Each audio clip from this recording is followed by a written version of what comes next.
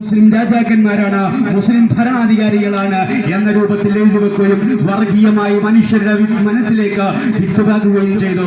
അതിന്റെ ഭാഗമായിട്ടാണ് ഇന്ത്യയിൽ കാണാ വരാത്ത ബ്രിട്ടനിൽ നിന്നുകൊണ്ട് ബ്രിട്ടീഷ് എഴുത്തുകാർ ബ്രിട്ടീഷ് ചരിത്രകാരന്മാർ എഴുതി വെച്ചതിന്റെ പിന്നാമ്പുറങ്ങളിലെ ഇന്ന് രാജ്യം അനുഭവിച്ചുകൊണ്ടിരിക്കുന്ന മനുഷ്യത്വത്തിനപ്പുറത്തേക്ക് മനുഷ്യനായി കാണാൻ കഴിയാത്ത രൂപത്തിൽ വർഗീയമായി കൊണ്ടിരിക്കുന്ന ഒരു രാജ്യത്ത് നിന്നാണ് നമ്മൾ സംസാരിച്ചു കൊണ്ടിരിക്കുന്നത്.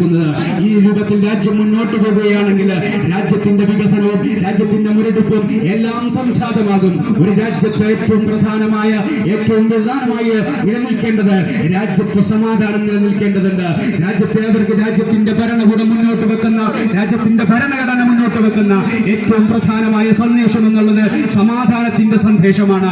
സാഹോദര്യത്തോടുകൂടെ ഇവിടുത്തെ ബഹുസ്വരതയിൽ അനുസൃതമായിക്കൊണ്ട് ജീവിക്കാനുള്ള അവകാശമാണ് ഈ രാജ്യം നമ്മോട് മുന്നോട്ട് വെക്കുന്നത്. ഈ രാജ്യത്തിന്റെ ഭരണഘടന നമ്മോട് പറയുന്നത്.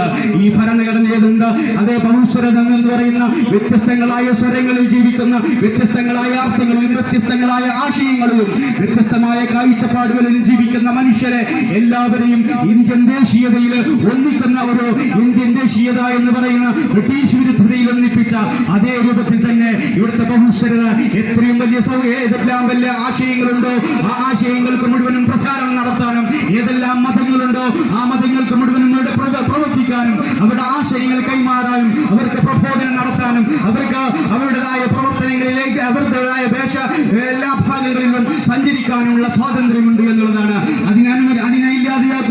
അതില്ലാതെയാക്കുമ്പോ മനുഷ്യത്വം ഇല്ലാതെയാക്കുന്നു. അതേപോലെ മനുഷ്യത്വത്തിന്റെ ഏറ്റവും പ്രധാനമായ ഇല്ലായ്മകള് മനുഷ്യരുടെ ഏറ്റവും പ്രധാനപ്പെട്ട ഏറ്റവും അടിസ്ഥാനപരമായ രാജ്യത്തിന്റെ വികസിക്കപ്പെടേണ്ട ഏറ്റവും പ്രധാനപ്പെട്ട അടിസ്ഥാന വർഗം എന്നുള്ള മനുഷ്യന്റെ രാജ്യത്തെ ഏറ്റവും സാധാരണക്കാരായ ആളുകള് ഏറ്റവും പ്രധാനപ്പെട്ട ഈ രാജ്യത്തെ അടിസ്ഥാന വർഗം എന്ന് പറയുന്നത് മഹാത്മാഗാന്ധി വരെ പറഞ്ഞത് രാജ്യത്ത് ഏറ്റവും അടിസ്ഥാന വർഗമാകുന്ന രാജ്യത്തെ പൗരന്മാർ 150 കോടിയോളം വരുന്ന പൗരന്മാർ. ആ പൗരന്മാര് അവരുടെ വികാസമാണ്, അവരുടെ സ്വാതന്ത്ര്യമാണ്, അവരുടെ വികാസമാണ്, അവരുടെ വിദ്യാഭ്യാസമാണ്, അവർക്ക് ജീവിച്ച് മുന്നോട്ട് പോകാനുള്ള അവകാശമാണ്. അതിനുള്ള സാഹചര്യം സൃഷ്ടിക്കുമ്പോഴാണ് രാജ്യം വികസിച്ചു എന്ന് പറയേണ്ടത്. അതിനപ്പുറത്തേക്ക് ഇവിടെ കെട്ടുന്ന പാലങ്ങളും ഇവിടെ കെട്ടുന്ന റോഡുകളും അതെല്ലാം വികാസം എന്നുള്ളത് ഒറ്റനോട്ടത്തിൽ കാണാൻ കഴിയുമെങ്കിലും അടിസ്ഥാനപരമായ വികാസം എന്നുള്ളത് ഈ രാജ്യത്ത് സമാധാനം നിൽക്കണം, രാജ്യത്തെ അടിസ്ഥാന പൗരന്മാർക്ക് വികസനം ഉണ്ടാകണം എന്നുള്ളതാണ്. അതുകൊണ്ട് പ്രസ്ഥാനം പറയുന്നു, രാജ്യത്ത് വികാസം രൂപപ്പെടണമെങ്കിൽ സമാധാനം നിലനിൽക്കണം, മനുഷ്യനായി കാണണം. മനുഷ്യത്വത്തോട് മനുഷ്യാവകാശങ്ങൾ ലംഘിക്കപ്പെടുന്ന ഒരു കാലത്താണ് നമ്മൾ ജീവിച്ചുകൊണ്ടിരിക്കുന്നത്. ഇന്നും നമ്മൾ കണ്ടുകൊണ്ടിരിക്കുന്ന ഒരുപാട് മേഖലയിൽ മനുഷ്യാവകാശങ്ങൾ ലംഘിക്കപ്പെടുന്നത് നമുക്ക് കാണാൻ കഴിയും. ഫലസ്തീനിന്റെ മണ്ണിലേക്ക് നോക്കുകയാണെങ്കിൽ പിഞ്ചുമക്കൾ എന്തിനാണ് മരിക്കുന്നത് എന്ന് അറിയാതെ ദുഷ്ടപരമായി രക്തച്ചൊരിച്ചിൽ നടന്നുകൊണ്ടിരിക്കുന്നു. ലോകാടിസ്ഥാനത്തിൽ തന്നെ മനുഷ്യത്വത്തിന്റെ അല്ലെങ്കിൽ മനുഷ്യാവകാശങ്ങളെ സംരക്ഷിക്കപ്പെടാതിരിക്കുന്നു. മനുഷ്യാവകാശങ്ങൾ സംരക്ഷിക്കപ്പെടാതിരിക്കുന്നത് കൊണ്ടാണ് ഇവിടെ മനുഷ്യാവകാശ സംഘടനകളും മനുഷ്യാവകാശ നിയമങ്ങളുമായി ആചരിക്കുന്നത്.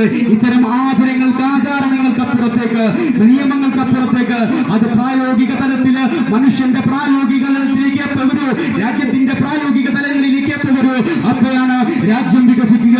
അപ്പോഴാണ് സമാധാനത്തിന്റെ സന്ദേശത്തോടുകൂടെ നമുക്ക് ഇന്നലെ ജീവിച്ചതുപോലെ ഇവിടുത്തെ ഹിന്ദുവും മുസ്ലിമും ക്രിസ്ത്യാനിയും ഒരുമിച്ച് ജീവിക്കുന്ന ഒരു സാഹോദര്യവും സൗഹൃദവും രാജ്യത്ത് നിലനിൽക്കേണ്ടതുണ്ട്.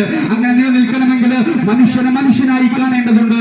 അപ്പുറത്ത് നിൽക്കുന്നത് അവന്റെ വർഗീയതത്തിനും അവന്റെ മതത്തിന്റെയും അവന്റെ ചിഹ്നങ്ങളുടെയും അതിലേക്കെല്ലാം അപ്പുറത്തേക്ക് അവൻ മനുഷ്യനാണ് എന്നുള്ള രൂപത്തിൽ അവന്റെ പ്രയാസങ്ങൾ മനസ്സിലാക്കാനും അവനെ കണ്ണീരൊടുക്കാനും ഒരു മനുഷ്യൻ, നമ്മുടെ രാജ്യത്തെ പൗരർ എപ്പോഴാണോ തയ്യാറാകുന്നത് അപ്പോഴാണ് രാജ്യത്തിന്റെ വികാസം സാധ്യമാകുള്ളൂ. അതുകൊണ്ട് സമാധാനപൂർണമായി രാജ്യം നിലനിൽക്കണമെങ്കിൽ, ഇന്നലെ കളിഞ്ഞാടിയ സൗഹൃദം നിലനിൽക്കണമെങ്കിൽ, രാജ്യം മുന്നോട്ട് പോകണമെങ്കിൽ മനുഷ്യനായി കണ്ടുകൊണ്ട് മതസൗഹാർദ്ദത്തില് സാഹോദര്യത്തിൽ ബഹുസ്വരതയിൽ ഒന്നുകൊണ്ട് രാജ്യത്തിന്റെ ഭരണഘടന പിടിപ്പിച്ചുകൊണ്ട് മുന്നോട്ട് പോകേണ്ടതുണ്ട്. അത്തരം ഒരു സന്ദേശമാണ് കേരള യാത്രയിലൂടെ കേരള മുസ്ലിം ജമാഅത്ത് പറയുന്നത്. കേരള മുസ്ലിം ജമാഅത്തിന്റെ കേരള യാത്ര 2026 ജനുവരി 1 മുതൽ 17 വരെ കാസർഗോഡ് മുതൽ തിരുവനന്തപുരം വരെ നടക്കുന്ന ആ സന്ദേശയാത്രയുടെ പ്രചരണാർത്ഥം നമ്മുടെ നാട്ടിലേക്ക് എത്തുന്ന അരീക്കോട് ജനുവരി 7 അരീക്കോട് സന്ദേശയാത്ര കേരള യാത്ര എത്തുകയാണ്.